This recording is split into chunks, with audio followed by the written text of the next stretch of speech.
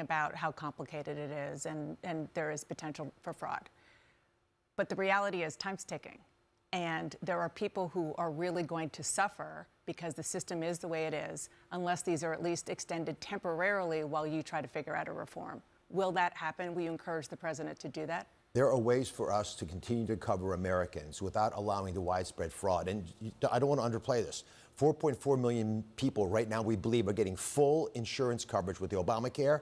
Many of them don't know they have that coverage. They're duly enrolled both in Medicaid and the ACA. Can you fix that? It's the middle of November. Can you fix that in the next 5 weeks? Well, we can definitely put in incentives to remove that as a possibility. I'll give you a good example. Get people to pay $5. $5. Is that too much to pay a month? Paying $5 a month means at least you have to opt into the program. You can't get falsely put on the program by some broker without you knowing about it. So are there conversations about doing things like you just said with the Republicans in Congress, maybe even with Democrats, in order to get these subsidies at least extended in the short term? There are discussions around extending the subsidies if we deal with the fraud, waste, and abuse that right now is paralyzed in the system. There are ways of using our money wisely by putting it in the pockets of Americans. There are things we actually put into the One Big Beautiful Bill, like these CSRs, which are these cost-saving reduction tools that make insurance more efficient. That would have saved us a lot of money that the Democrats took out. So there are already ideas we've put out there. We would have saved 10% on premiums if we'd allowed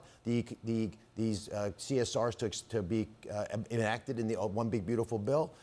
By not putting them in there, we're forcing people to pay more. Dana, the big question is this: how do we insure people but make it sustainable? I'm passionate about this. I'm a heart surgeon. I want people having coverage when they come to see me for life-saving heart surgery, or else I'm fearful they won't get that care.